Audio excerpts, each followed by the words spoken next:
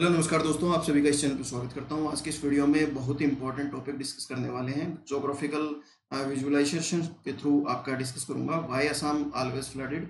हमेशा ही आसाम के अंदर फ्लड क्यों देखने को मिलती है, इसके पीछे कारण क्या है, सभी चीज़ें जानने वाले हैं। ऑथेंटिक डाटा के अकॉर्डिंग हम डिस्कस करेंगे, तो आप वीडियो को लास्ट तक जरूर देखें ताकि आपको कॉन्सेप्ट की बिल्कुल डेप्थ तक कंसिडरेशन हो सके और जान पाएँ कि क्या एक्चुअली में कारण है यहाँ पर देखने वाले हैं। राइट, वीडियो को लास्ट तक जरूर देखें। सबसे पहले तो आपकी जो न्यूज़ में देखने को मिलती है आसाम में फ्लड, वो क्यों देखने को मिलती है और वो उसकी वजह क्या है। यहाँ पर बहुत सी डेथ और डिस्प्लेस हुए हैं पीपल्स, इसकी वजह से ये रिसेंटली आपके न्यूज़ में आ रही है। यहाँ पर बहुत सी जो हेक्टेयर ज़मीन है, क्रॉप्स हैं, वो कहीं ना कहीं अफेक्ट हुई हैं। 130 वाइल्ड लाइफ एनिमल्स अफेक्ट हुए हैं इस फ्लड की वजह से। इस वजह से आपकी न्यूज़ में आज के दिन देखने को मिलती है। ये फ्लड है क्या, एक्चुअली में फ्लड है क्या।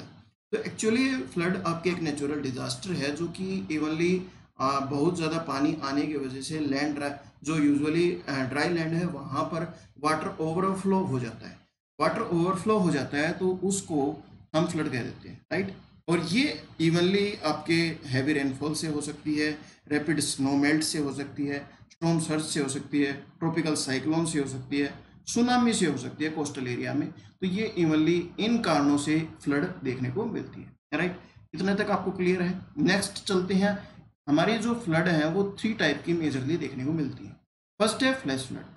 फ्लैश फ्लड आपकी रैपिड और एक्सेसिव जो रेनफॉल जहाँ पर होता है और एकदम ही जो रिवर्स की हाइट बढ़ जाती है, क्विकली स्ट्रीम्स की हाइट बढ़ जाती है, चैनल्स की हाइट बढ़ जाती है और रोड्स को ओवरटेक कर लेते हैं पानी।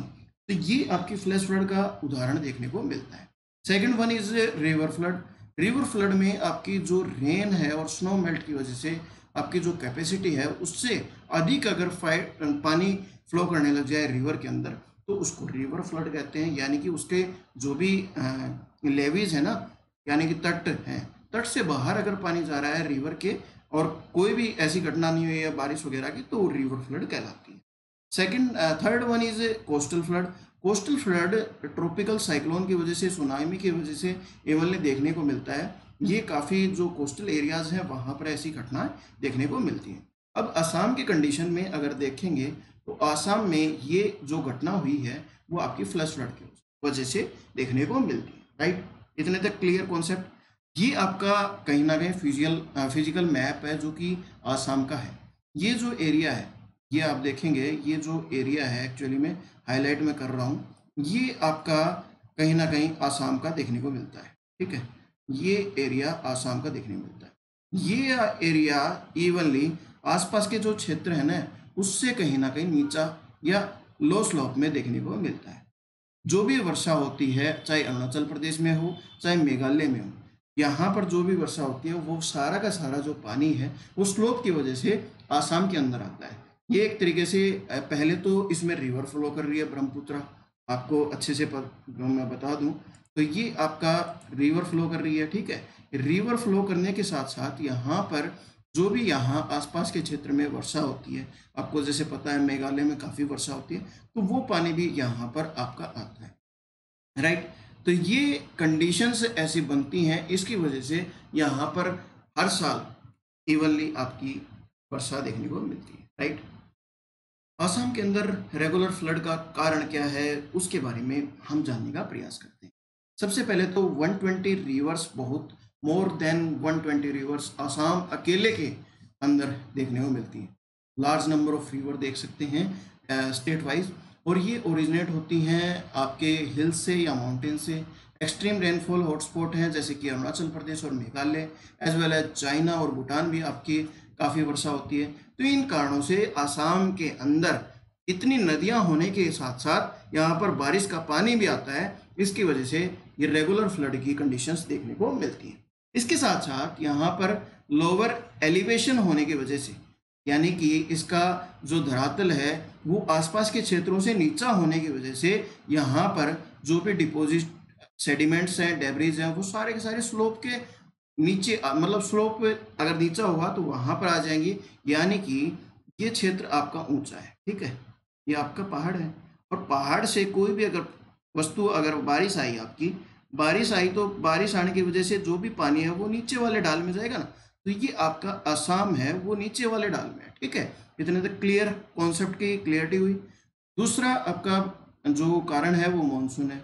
मानसून अकेला यहाँ पर लगभग अप्रोक्स 2900 mm प्रेसिपिटेशन जून से जुलाई तक आपका रिकॉर्ड करता है। ठीक है, मॉनसून के अंदर इतनी बारिश होना एक कारण है। 85% जो आपकी एनुअल रेनफॉल है वो सिर्फ और सिर्फ मॉनसूनल मंथ्स में हो जाती है, यानी कि 85% जो वर्षा है, एनुअल रेनफॉल है, वो इन महीनों के अंदर ही हो जाती है, मॉनसूनल पीरियड के अंदर ही हो जाती है। तो ये एक तरीके से काफ़ी फ्लड की कंडीशंस हैवी रेन की वजह से जून के अंदर बनती हुई देख सकते हैं। ये आपका काफ़ी गुड अमाउंट ऑफ रेनफॉल की वजह से देखने को मिलता है। क्लाइमेट चेंज एक इम्पोर्टेंट टॉपिक है और कॉमन टॉपिक है। ग्लेशियर्स मेल्ट हो रहे हैं, स्नो कैप्स मेल्ट हो रही हैं, और तिब्बत प्लेट्यू के अंदर ग्लोबल वार्मिंग की वजह से, क्लाइमेट चेंज की वजह से जो वाटर फ्लो है ब्रह्मपुत्रा का वो भी काफ़ी बढ़ गया है। इसकी वजह से फ्लड आती है। ह्यूमन इंटरवेंशन, जो भी आपके तट हैं कंस्ट्रक्ट हम कर रहे हैं, कहीं ना कहीं बढ़ती हुई आबादी के साथ साथ इंसान भी चाहता है कि उसको अधिकार क्षेत्र बढ़े।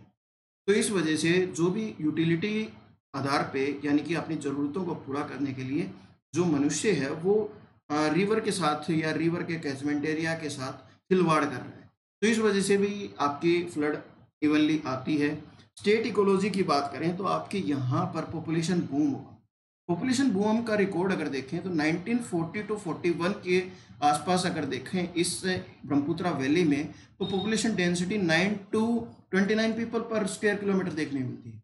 लेकिन 2011 की जो सेंसस के अकॉर्डिंग यहाँ पर 398 पर स्क्वायर किलोमीटर कहीं ना कहीं आपकी पॉपुलेशन डेंसिटी देख सकते हैं। तो ये एक तरीके से जो डाटा है कितना बड़ा है, ये भी एक कारण यहाँ पर बनता है कि ये चीज़ें यहाँ पर देखने को मिलती है। Next, zoom cultivation. Zoom cultivation आपको इजीली सबको पता होगा। ये स्लैश एंड बर्न प्रैक्टिसेस इस नॉर्थ ईस्ट में चलती हैं, जो कि कहीं ना कहीं जो सोइल है उसकी प्रोडक्टिविटी बढ़ाने के लिए ये प्रैक्टिसेस की जाती हैं, इन लोगों का मानना है।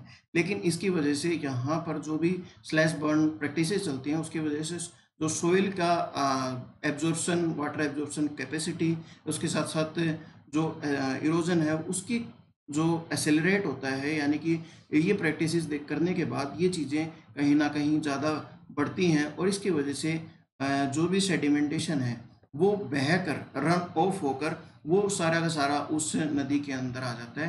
तो इसकी वजह से भी काफ़ी ये प्रैक्टिसेस की वजह से समस्या देखने को मिलती है। अब इनकी वजह से जो फ्लड है असम के अंदर, वो इम्प्लीकेशंस, सबसे पहले तो आपका वाइल्ड लाइफ का लॉस देखने को मिलता है।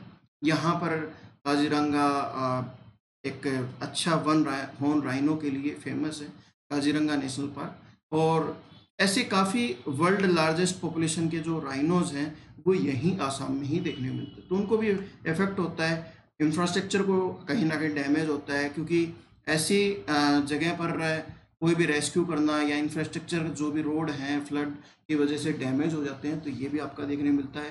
पीपल का डिस्प्लेसमेंट करना पड़ता है।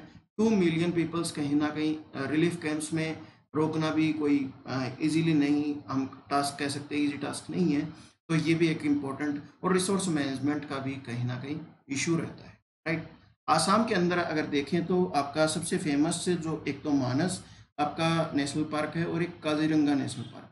ये 2 नेशनल पार्क बहुत इम्पोर्टेंट आपके बनते हैं। नेशनल पार्क बहुत से हैं, ये पूरा मैप आपको मैंने डिज़ाइन करके लगा रखा है। ये पूरा मैप आपके national parks, tiger reserve, wild life sanctuary, Ramsar जो साइट्स हैं उनका देखने को मिलता है।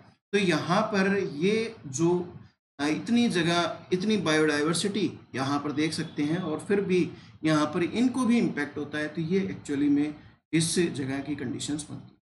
वे फॉरवर्ड क्या कर सकते हैं हम?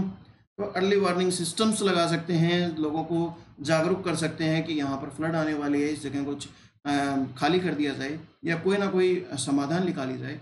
स्ट्रक्चर, जो इंफ्रास्ट्रक्चर है उसको इम्प्रूव किया जा सकता है। आपके अर्बन प्लानिंग का यूज़ किया जा सकता है। यानी कि जो भी आपकी फ्लैश फ्लड देखने को मिलती हैं सिटीज़ में, गुवाहाटी में काफ़ी देखने को मिलती है। तो ये एक तरीके से बहुत सी सिटीज़ इम्प्रूव्ड इंफ्रास्ट्रक्चर आपके अर्बन प्लानिंग के अकॉर्डिंग बननी चाहिए। उसके साथ-साथ जो भी स्टेट और सेंट्रल गवर्नमेंट्स का कोऑपरेशन बहुत अच्छा होना चाहिए इस एरिया की वजह लिए, क्योंकि यहाँ पर बहुत ही इफ़ेक्ट होता है और डे डे बाय डे ये जो डिज़ास्टर है वो बड़ा रूप लेती जा रही है और ये कंडीशंस बनती हैं। सस्टेनेबल लैंड मैनेजमेंट करना चाहिए। आपके जो सैटेलाइट्स इमेजिनरी के थ्रू हम इजीली सभी चीज़ें बना सकते हैं और उसके अकॉर्डिंग आपका इम्प्लीमेंट करना चाहिए। सभी जो management, erosional control, higher investment करके या सस्टेनेबल जो भी आपके रिमोट सेंसिंग और सैटेलाइट इमेजिनरी के थ्रू आज हम बहुत कुछ कर सकते हैं। इवनली बहुत सी स्पेस जो इंस्टीट्यूट्स हैं वो इस पर काफ़ी अच्छा कर रहे हैं, तो उनसे उनकी मदद लेनी चाहिए।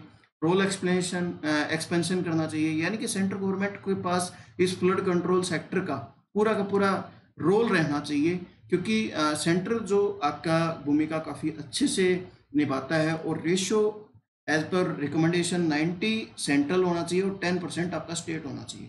इस रिकमेंडेशन के साथ ये वर्क करना चाहिए। ये सभी चीज़ जो आपकी चीज़ें हैं वो आज के दिन देखने को मिलती हैं। अगर हम इनको ध्यान में रख के काम करते हैं तो होप ऐसा डिज़ास्टर ना बन पाए, ऐसी हम अपेक्षा या अ, मतलब सेंट्रल गवर्नमेंट से और स्टेट गवर्नमेंट से इच्छा व्यक्त कर सकते हैं और होपफुली वो बहुत अच्छा काम कर रही हैं। लेकिन इस जो डिज़ास्टर है उसको हम कंट्रोल कर सकते हैं, बिल्कुल रोक नहीं सकते, क्योंकि वो ज्योग्राफिकल पर्सपेक्टिव्स काफ़ी हो जाते हैं। तो बिल्कुल कंट्रोल करना किसी भी डिज़ास्टर पे हमारा रोल नहीं है, लेकिन उसको कहीं ना कहीं लिमिट कर सकते हैं।